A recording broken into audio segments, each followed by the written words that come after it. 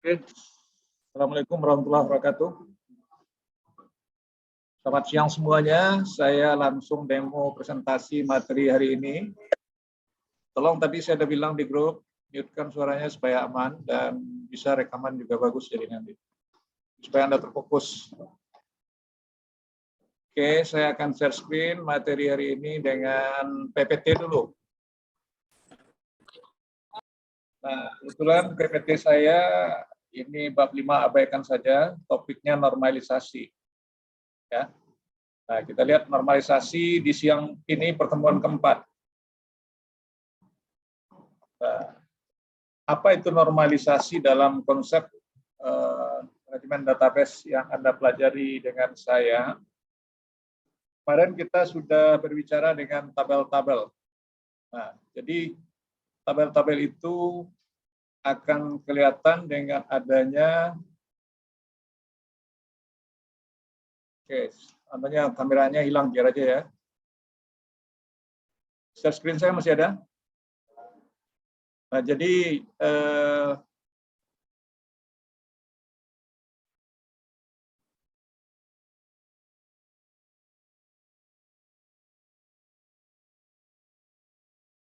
ini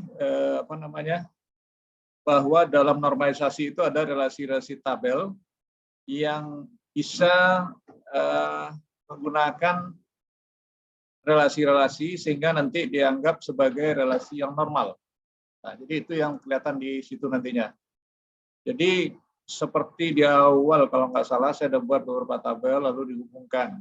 Nah, itu kebetulan tabelnya sudah normal. Sekarang ada beberapa tabel yang harus kita lihat apakah kondisinya normal atau tidak. Nanti akan kita lihat.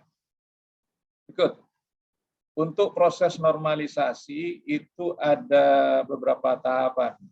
Ya, seperti yang Anda lihat sekarang. Dalam hal ini saya tidak akan menyampaikan semuanya. Yang saya sampaikan hanya di level 3 nanti. Di 1, 2, 3. Nah, itu level normal yang akan kita lewati. Nah, berikut kita lanjut. Sekarang Anda perhatikan di layar atau di Anda bahwa yang dikatakan dengan 1NF tabel yang bagaimana? Nah, kita perhatikan ya.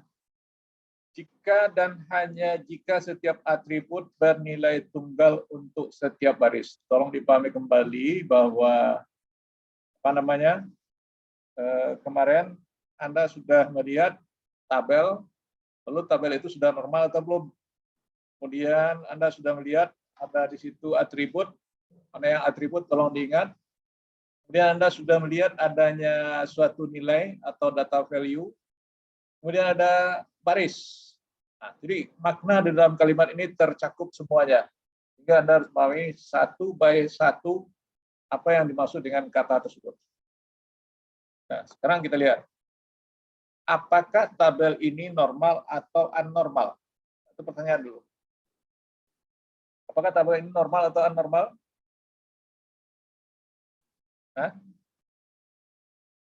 Abnormal, tulisannya ada di bawah. Ini bukan tabel yang normal. Nah, sekarang kita cek apakah setiap atribut bernilai tunggal untuk setiap baris. Sekarang kita cek dulu, setiap atribut sudah bernilai tunggal atau belum? Apa buktinya yang belum itu?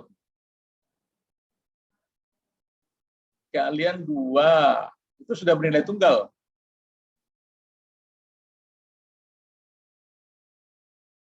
Apa yang tersirat di sini? Yang sepertinya tidak kelihatan tetapi Anda masih bingung. Jadi kalau setiap atribut bernilai tunggal, apakah ada setiap atribut di sini yang belum bernilai tunggal? Kalau yang sebut ini tadi kalian 2 ini sudah bernilai tunggal dia. Ada enggak yang lain? Lama ini bernilai tunggal dia.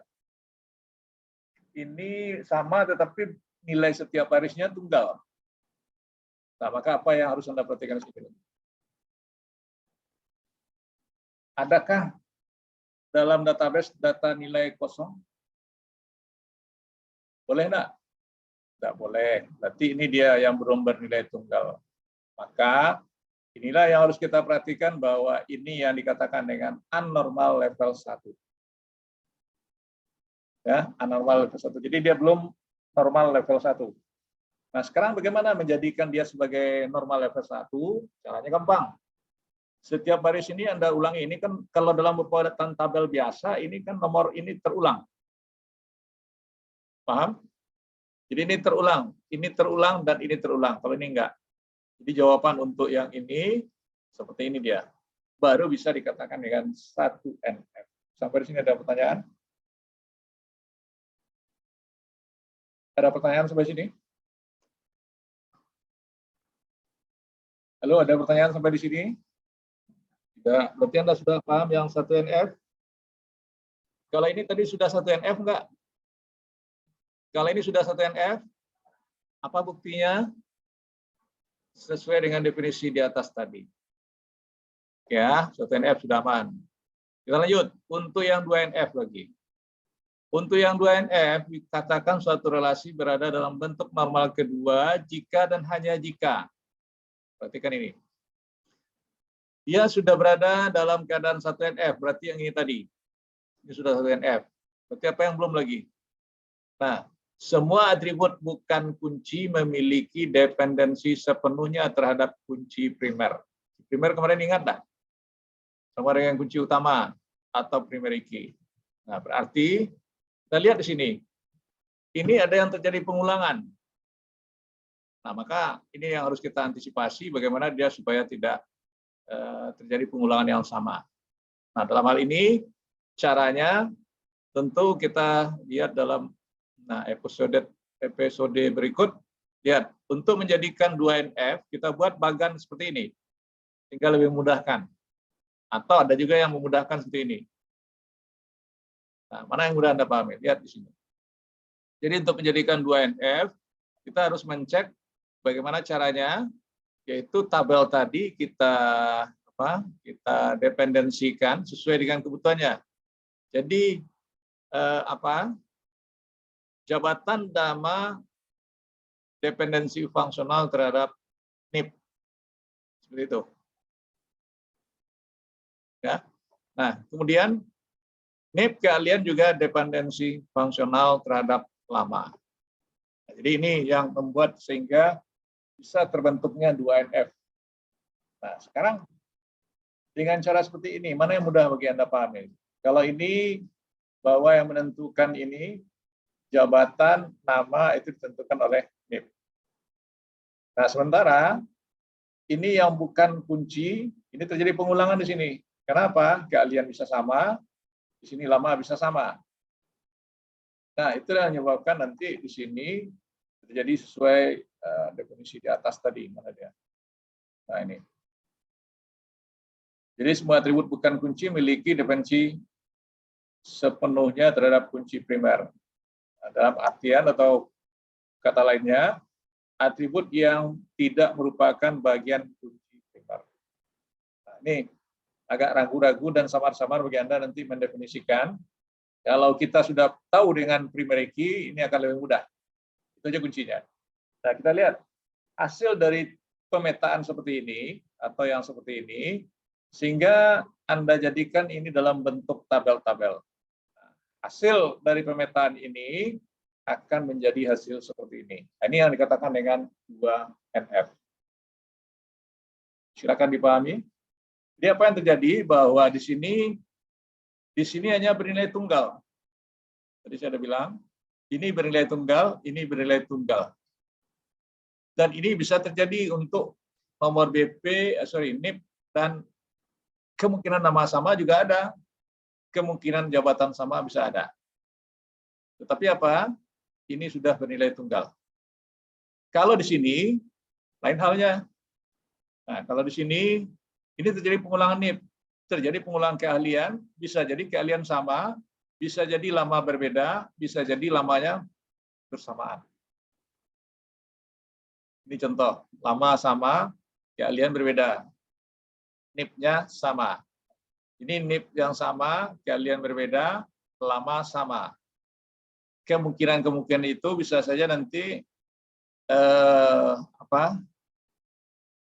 keahlian ada yang sama, ada lagi untuk NIP yang berbeda.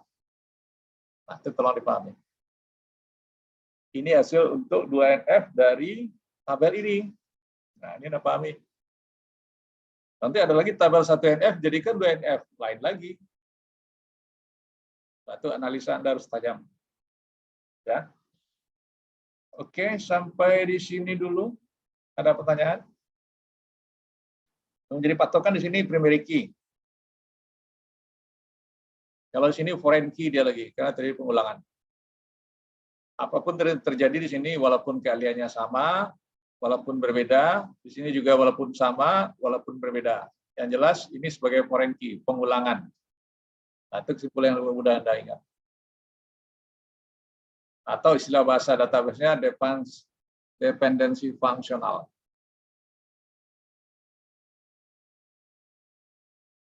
Oke, sampai situ.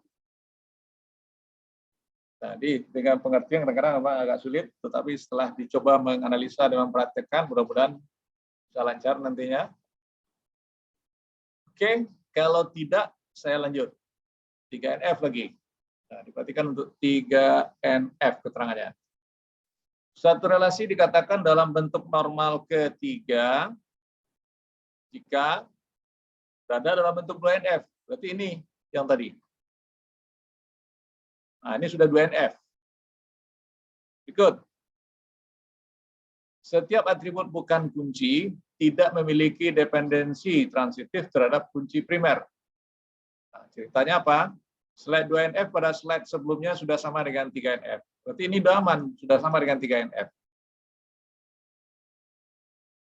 Jadi menceknya kembali, sesuaikan ini. Normal kedua sudah dia lewati ini. Keterangan ini, setiap atribut yang tidak kunci, nah berarti ini yang tidak kunci,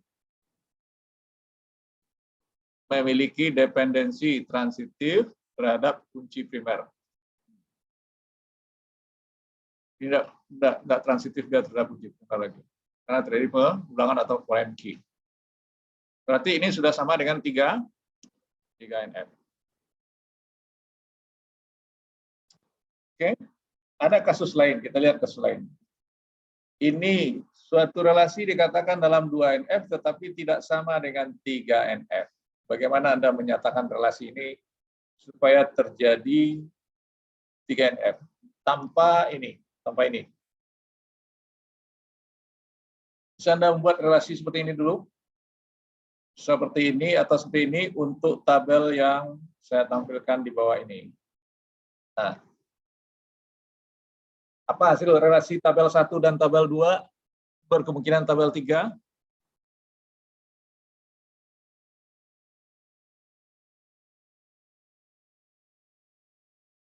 Mana yang bisa kita tarik sebagai primary key?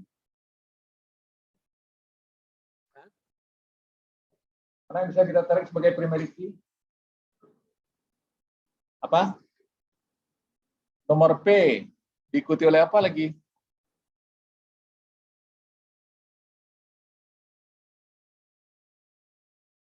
Nah, ini yang agak rumitnya di situ. Bisa kita ambil nomor P, tetapi diikuti oleh apa lagi atributnya? Kita yang mencari itu dulu yang mana yang kita anggap sebagai kunci primer. Apa? Agak keras? Kode item. Sudah itu diikuti oleh nama item. Ada lagi yang ngikutin dengan itu? Kita belum masuk ini ya, belum pakai ini. Kode item diikuti dengan nama item. Nah, itu tabel relasi satunya. Tabel relasi duanya?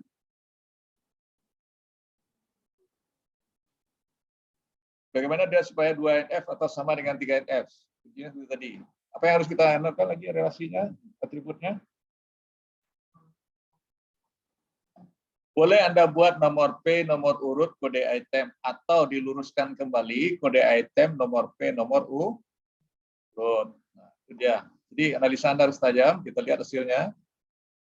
Ini hasilnya, atau dalam bentuk relasi seperti ini. Penamaan tabel nanti bisa Anda sesuaikan. Ini buat R1, R2, atau tabel 1 atau R2. Nah, ini tadi, ini sebagai primary key.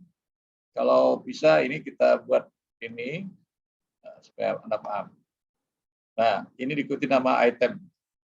Sekarang ini dipahami, ya. Ini tidak primary key. Ini tidak primary key.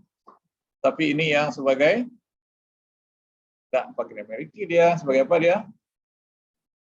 Sebagai apa dia? Dia ya key juga sebagai apa? Kunci tamu. Karena ini terjadi pengulangan.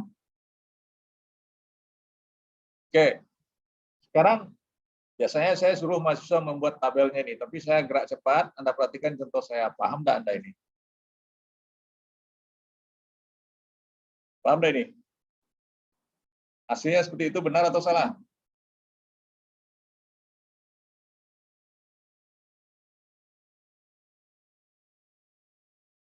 Benar apa salah?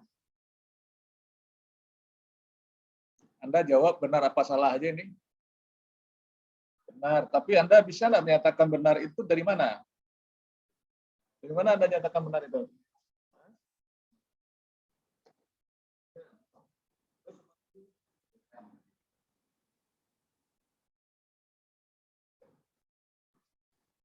Jadi ini tolong diperhatikan ya, kode item tadi ada terjadi pengulangan enggak?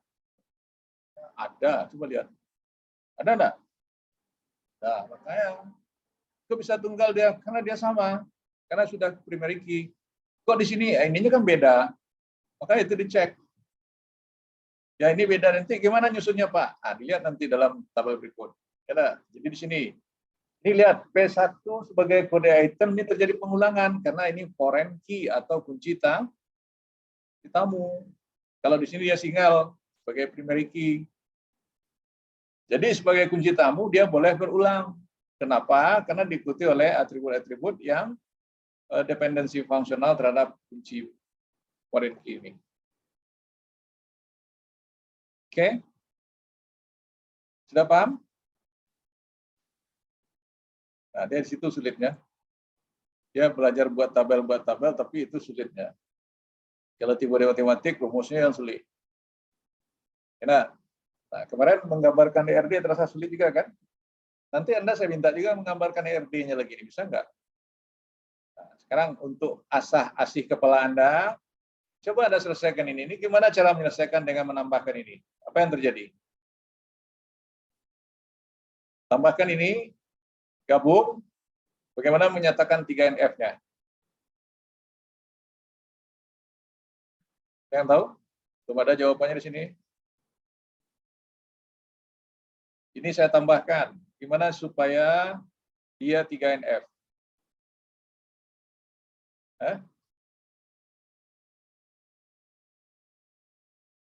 Bisa nggak?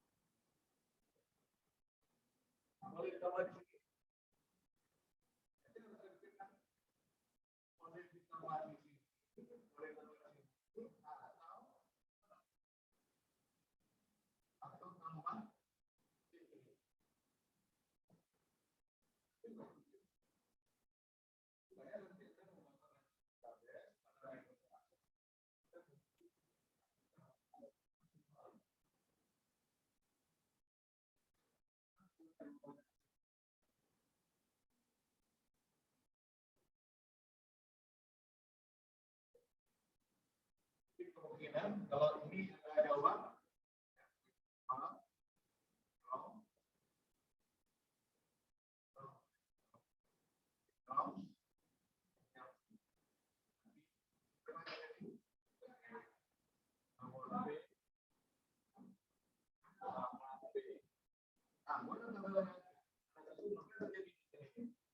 kalau buat ini apa yang terjadi di sini?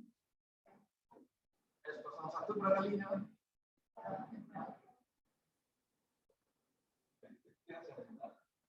Berapa kali tambahnya berapa kali?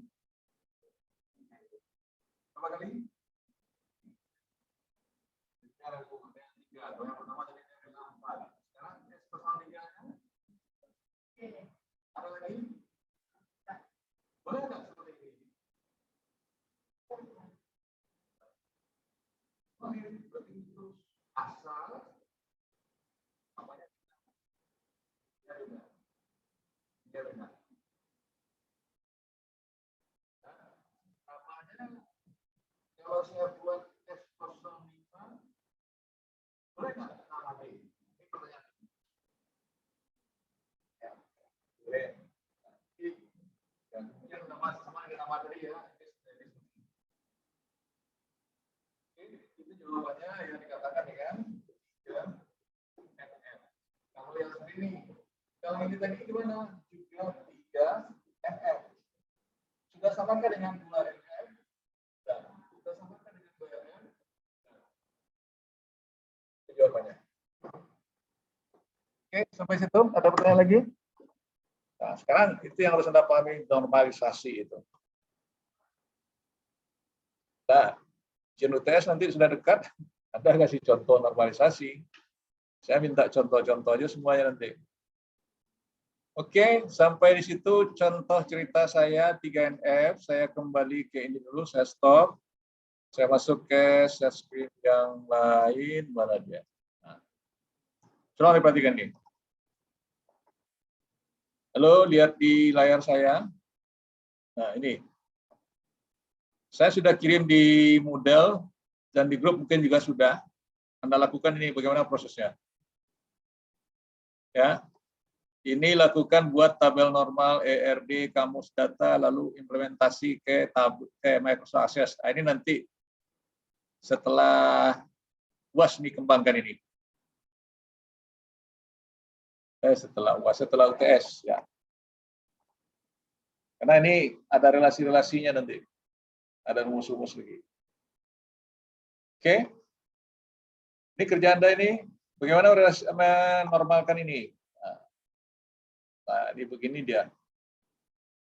Nanti Anda kembangkan lagi. Ya.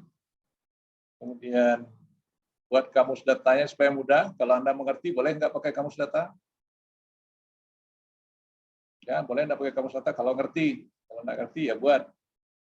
Nah, kemudian ini analisa tabelnya tadi diisi kira-kira seperti ini.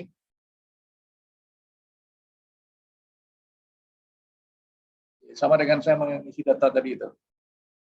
Kemudian, ini lain lagi soalnya. Ini lain ya. Oke, sampai situ. Nah, gambar RD belum saya buatkan. Nanti Anda buat RD-nya dari mana? Dari sini kah? Atau dari ini yang lengkap? Ini tabel nasional mata kuliah, sorry, sebentar. Nah, ini yang lengkapnya nih. Dari sini buat. Nih.